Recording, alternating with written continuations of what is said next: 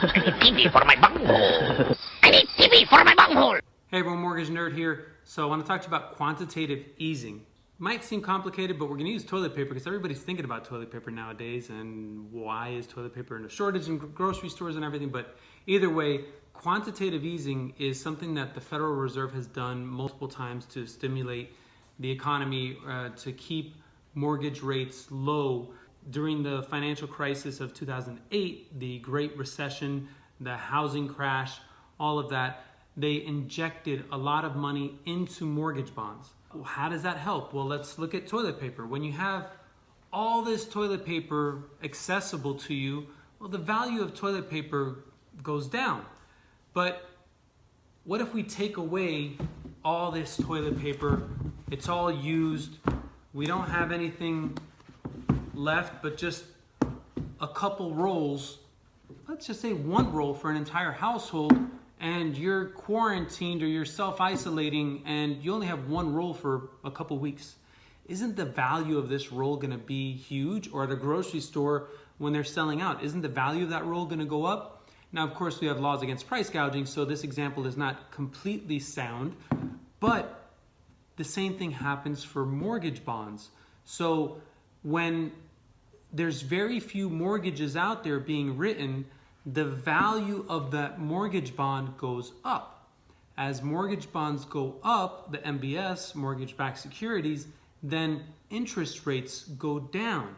As the interest rates go down, people write more mortgages, they refinance more. So now we start getting more mortgages in the market, more toilet paper available. So then the mortgage bonds start to go down. When the mortgage bonds go down, the rates go up. It's supply and demand. There's a balance in everything. So right now, even though the stock market is down big time, the US Treasuries are down big time, lowest ever, you would think that the mortgage rates are down. But the mortgage bond, there's so many mortgages that are out there, a glut of mortgages, because those rates were so low that the mortgage-backed securities are like, we have all these mortgages, we don't want more, so the value goes down. The Fed yesterday ended up injecting billions of dollars, or saying they're injecting because they're going to, into the US Treasury, but not into the mortgage bonds. Quantitative easing will be that they inject it all into the mortgage bonds, and it's going to help drive up those prices of the mortgage bonds. When that happens, that's when we're going to see these low interest rates come back.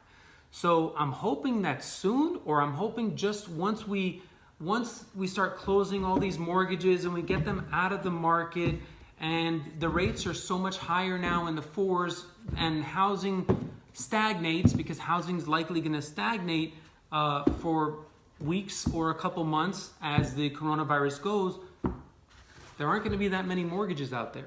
If the Fed does quantitative easing and we get fewer mortgages in the market, then we're going to see those bonds go up. We're going to see rates come back down.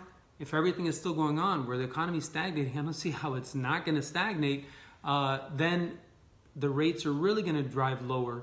So at least for those of us in the real estate industry, even though purchases should probably go down and refinances are going to be gone for the next who knows how many weeks, there is a silver lining because it's going to come right back. There's going to be a boom. For you clients, make sure that you're prepared, that you're getting in process.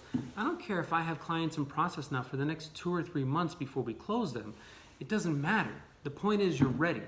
And then not only that, the shorter time period you have to lock your rate, the better your rate is. If you lock a rate for 45 days, your rate is going to be higher than if you lock it for 8 days. If we're ready to close, except for that lock, we lock you for 8 days, we send out the closing disclosure, we get you closed. That's what's going on today with toilet paper, with mortgage bonds, and with quantitative easing.